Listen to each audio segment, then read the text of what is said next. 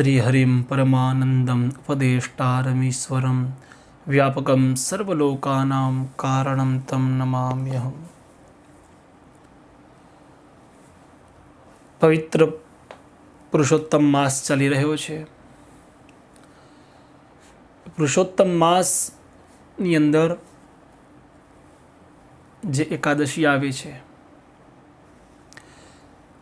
તે એકાદશીનું મહત્વ આપણે જોઈએ। 12 મહિનાઓની અંદર એકાદશીઓ આવે જ છે બંને પક્ષની। એ જ રીતે પુરુષોત્તમ મહિનાની અંદર પણ બંને એકાદશીઓ આવે જ છે, જે કમલા અને કામદા એકાદશી છે।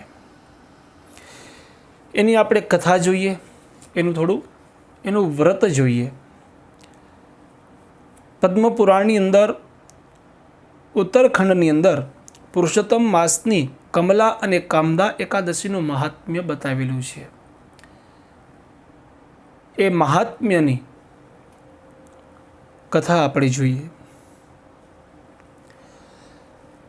કથા છે, આમ તો બધી કથાઓ, બધા વ્રતો એ પ્રશ્નો દ્વારા આપણે પ્રાપ્ત થાય છે। એ જ રીતના યુધિષ્ઠિરે પ્રશ્ન પૂછ્યો કે હે ભગવાન, શ્રી વિષ્ણુના વ્રતોના ઉત્તમ વ્રતનું કે જે સર્વ પાપોને હરી લેનારું તથા વ્રત કરનારને મનોવાંછિત ફળ આપનારું હોય છે તેનું શ્રવણ કરવા હું ચાહું છું। હે જનાર્દન, પુરુષોત્તમ માસની એકાદશીની કથા કહો, તેનું ફળ શું છે અને તેમાં કયા દેવતાનું પૂજન કરવામાં આવે છે? હે પ્રભુ, કયા દાનનું કયું પુણ્ય છે? મનુષ્ય શું કરવું જોઈએ? તે સમયે સ્નાન કઈ રીતે કરવામાં આવે છે? કયા મંત્રના જપ કરવા? પૂજન વિધિ કેવી છે? હે પુરુષોત્તમ માસમાં કયા અન્નનું ભોજન ઉત્તમ છે? ત્યારે ભગવાન શ્રી કૃષ્ણએ કહ્યું કે હે રાજેન્દ્ર, અધિક માસની જે એકાદશી છે તે કમલા નામે પ્રસિદ્ધ છે। તિથિઓમાં ઉત્તમ તિથિ છે। તેના વ્રતના પ્રભાવથી લક્ષ્મી પ્રસન્ન રહે છે। અને તે દિવસે બ્રાહ્મ મુહૂર્તમાં ઉઠી અને ભગવાન પુરુષોત્તમનું, એની નામ જપનું, એની કથાનું શ્રવણ કરવું અને વિધિપૂર્વક સ્નાન કરી અને એ વ્રતી પુરુષે વ્રત ગ્રહણ કરવું।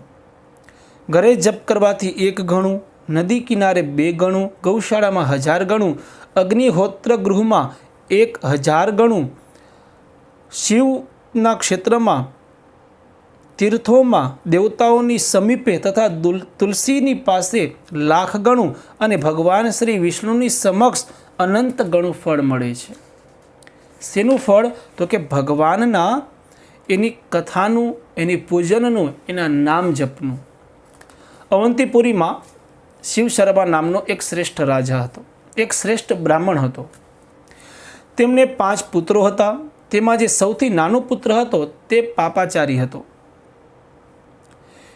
તેથી પિતા અને સ્વજનોએ તેનો ત્યાગ કરી દીધો। પોતાના ખોટા કર્મોના કારણે તે નિરાશ્રિત થઈ અને બહુ દૂર વનમાં ચાલ્યો ગયો। દૈવયોગે તે એક વખત તીર્થરાજ પ્રયાગમાં જઈ પહોંચ્યો। ભૂખથી દુર્બળ શરીર અને દીન મુખે તેણે ત્રિવેણીમાં સ્નાન કર્યું। પછી ક્ષુધા પીડિત થઈ અને તે ત્યાં મુનિઓના આશ્રમ શોધવા લાગ્યો। તે દરમિયાન તેને ત્યાં હરિમિત્ર મુનિનો ઉત્તમ આશ્રમ દેખાયો। પુરુષોત્તમ માસ હોવાથી ત્યાં પણ લોકો એકઠા થયા હતા। આશ્રમમાં પાપનાશક કથા કહેનારા બ્રાહ્મણોના મુખેથી તેણે શ્રદ્ધાપૂર્વક કમલા એકાદશીનો મહિમા સાંભળ્યો। કથા એને ક્યાં સાંભળી? તો કે ત્રિવેણી સંગમ, તો હરિમિત્ર મુનિના આશ્રમમાં, અને ત્યાં પુરુષોત્તમ માસ હતો તો ત્યાં બ્રાહ્મણોના મુખેથી તેણે શ્રદ્ધાપૂર્વક કમલા એકાદશીનો મહિમા સાંભળ્યો। કથાની વાત આવે છે ત્યારે હંમેશા તમે કોઈ પણ પુરાણોની અંદર કથા જોવો તો ત્યાં બ્રાહ્મણ કથા કહે, બ્રાહ્મણ જ કથા કહેતા હોય છે એવું લખેલું હોય છે। છતાં પણ આપણે એનું શ્રવણ કરીએ છીએ, એનું વાંચન કરીએ છીએ, છતાં પણ આપણે જે લોકોને કથા કહેવાનો કોઈ અધિકાર રહ્યો જ નથી એવા લોકોની પાસે આપણે જઈને કથા સાંભળીએ છીએ, તો બને ત્યાં સુધી બ્રાહ્મણના મુખેથી કથાનું શ્રવણ કરવું, યજ્ઞ યાગાદી જે કર્મો છે તે પણ બની શકે ત્યાં સુધી બ્રાહ્મણો પાસે જ કરાવવા. કારણ કે બ્રાહ્મણ છે એ ભગવાન શ્રી વિષ્ણુને અત્યંત પ્રિય છે. વિષ્ણુ સહસ્રમાં નામ પણ છે બ્રાહ્મણો બ્રાહ્મણ પ્રિય. બ્રાહ્મણ પ્રિય વિષ્ણુ ભગવાન છે. તો ત્યાં એમણે કમલા એકાદશીની કથા સાંભળી, જે પરમ પુણ્યમય તથા ભોગ અને મોક્ષ પ્રદાન કરનારી છે. જય શર્માએ વિધિપૂર્વક કમલા એકાદશી વ્રત સાંભળી અને બધાની સાથે મુનિના આશ્રમ પર જ વ્રત કર્યું. જ્યારે અડધી રાત્રિ થઈ ત્યારે ભગવતી લક્ષ્મી તેની પાસે આવીને બોલ્યા કે બ્રહ્મન, આ કમલા એકાદશીના વ્રતના પ્રભાવથી હું તમારા પર બહુ પ્રસન્ન છું અને દેવાધિદેવ શ્રી હરિની આજ્ઞાથી વૈકુંઠમાંથી આવી છું, તમને વરદાન આપીશ. ત્યારે બ્રાહ્મણે કહ્યું કે હે માતા લક્ષ્મી, જો તમે મારા પર પ્રસન્ન છો તો તે વ્રત કહો જેની કથા વાર્તામાં સાધુ બ્રાહ્મણ સદા સંલગ્ન રહે છે. લક્ષ્મીજીએ કહ્યું કે હે બ્રાહ્મણ, એકાદશી વ્રતનું મહાત્મ્ય શ્રોતાઓ માટે સાંભળવા યોગ્ય સર્વોત્તમ વિષય છે. એ પવિત્ર વસ્તુઓમાં સૌથી ઉત્તમ છે. તેનાથી દુઃસ્વપ્નોનો નાશ થાય, પુણ્યની પ્રાપ્તિ થાય છે.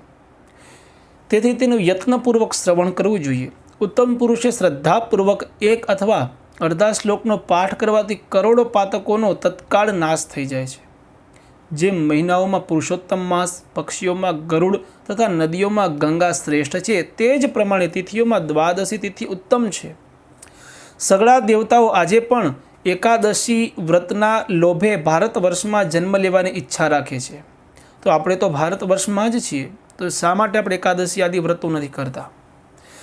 દેવતાઓ સદા રોગ શોકથી રહિત ભગવાન નારાયણનું પૂજન કરે છે. જે લોકો મારા પ્રભુ ભગવાન નારાયણના નામનો સદા ભક્તિપૂર્વક જપ કરે છે તેમની બ્રહ્માદિ દેવતા સદા પૂજા કરે છે.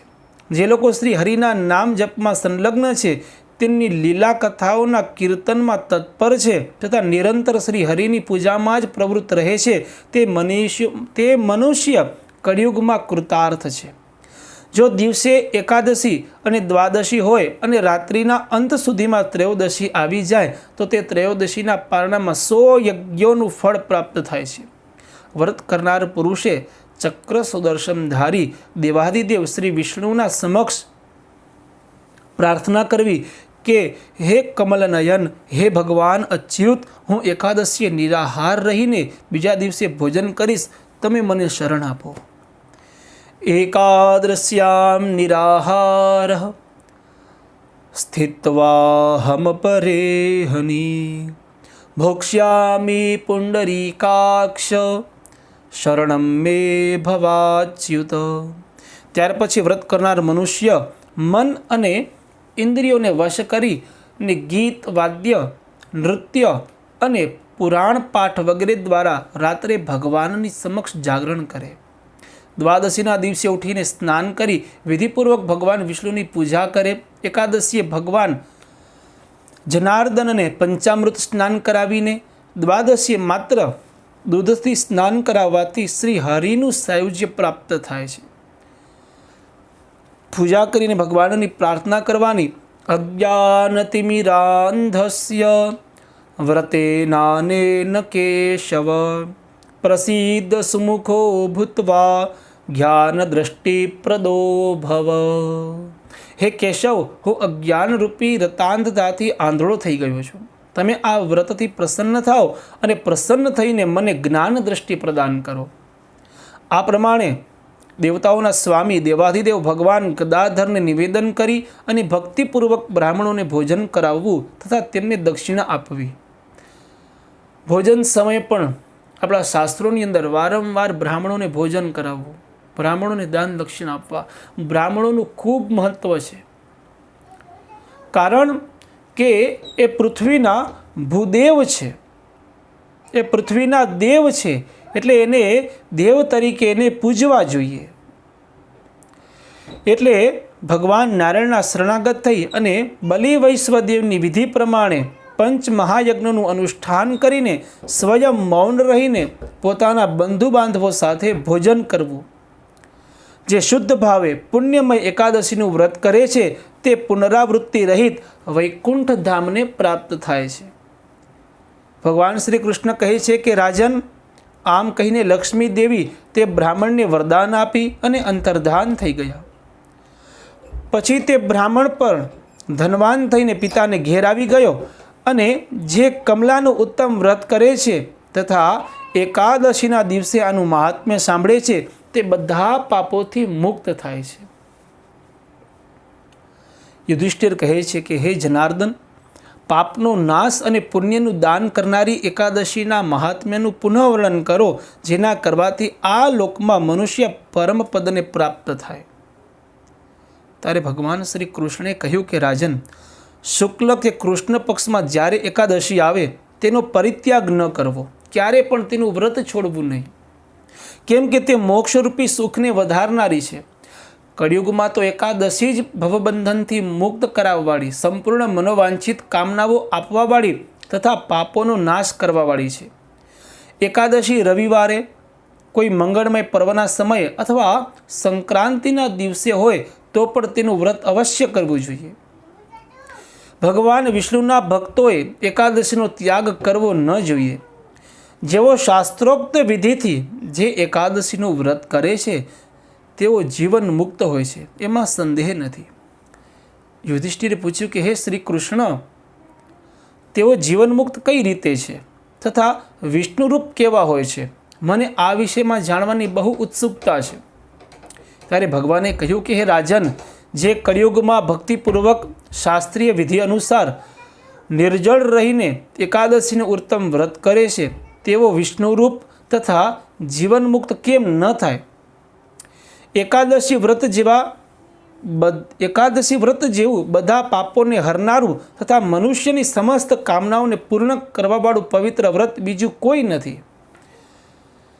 દશમના દિવસે એકવાર ભોજન, એકાદશીએ નિર્જળ વ્રત તથા દ્વાદશીએ પારણા કરીને મનુષ્ય વિષ્ણુ સમાન થઈ જાય છે. પુરુષોત્તમ માસના બીજા પક્ષની એકાદશીનું નામ કામદા છે. જે શ્રદ્ધાપૂર્વક કામદાના વ્રતનું અનુષ્ઠાન કરે છે તે આલોક અને પરલોકમાં પણ મનોવાંછિત ફળ પામે છે. આ કામદા પવિત્ર, પાવન, મહાપાતક નાશિની તથા વ્રત કરનારને ભોગ અને મોક્ષ પ્રદાન કરવાવાળી છે. હે નૃપશ્રેષ્ઠ, કામદા એકાદશી વિધિપૂર્વક પુષ્પ, ધૂપ, નૈવેદ્ય તથા ફળ વગેરે દ્વારા ભગવાન પુરુષોત્તમની પૂજા કરવી જોઈએ. વ્રત કરનાર વૈષ્ણવ પુરુષ દશમના દિવસે કામસાના વાસણ, અડદ, મસૂર, ચણા, કોદરા, શાક, મધ, પરાયું અન્ન, બેવાર ભોજન અને મૈથુન આ 10નો પરિત્યાગ કરે. એ જ પ્રમાણે એકાદશીએ જુગાર, નિદ્રા, શરાબનું પાન, દાંતણ, પરાઈ નિંદા, ચાળી, ચોરી, હિંસા, મૈથુન, ક્રોધ અને અસત્ય બોલવું આ 11 દોષનો ત્યાગ કરે તથા દ્વાદશના દિવસે કામસાનું વાસણ, અડદ, મસૂર, તેલ, અસત્ય ભાષણ, વ્યાયામ, પરદેશ ગમન, બેવાર ભોજન, મૈથુન, બળદ પર સવારી, પરાયું અન્ન તથા શાક આ 12 વસ્તુઓનો ત્યાગ કરે. હે રાજન, જેમણે આ વિધિ અનુસાર કામદા એકાદશીનું વ્રત કર્યું અને રાત્રિમાં જાગરણ કરીને શ્રી પુરુષોત્તમની પૂજા કરી છે તે બધા પાપોથી મુક્ત થઈને પરમ ગતિને પ્રાપ્ત થાય છે. અને આ મહાત્મ્યને વાંચવા અને સાંભળવાથી પણ સહસ્ર ગૌદાનનું ફળ મળે છે. એકાદશીના વ્રતનો બહુ મહિમા છે આપણા શાસ્ત્રોની અંદર, અને એકાદશીનું વ્રત કરવું જ જોઈએ, જે શારીરિક રીતે પણ બહુ સારું છે અને માનસિક રીતે એ પણ આપણા માટે બહુ સારું છે. માટે એકાદશીને દિવસે બની શકે તો નિર્જળ રહેવું અથવા તો એક વખત થોડું ફળાહાર કરવું. અને સંશોધકોએ તો એવું સાબિત કર્યું છે કે નિર્જળા કરવાથી જે કેન્સરના જે કીટાણુઓ હોય છે એનો નાશ થાય છે. નિર્જળા એકાદશી કરવાથી જે કેન્સર થવાના જે કીટાણુઓ હોય છે એનો નાશ થાય છે. માટે બની શકે એટલું આપણે એકાદશીનો પરિત્યાગ ન થાય તેનું ધ્યાન રાખવું અને એકાદશીનું વ્રત, પૂજન, ભગવાનના નામનું જપ અને એની કથા અવશ્ય કરવા. જય શ્રી કૃષ્ણ. કૃષ્ણ કન્હૈયા લાલ કી જય.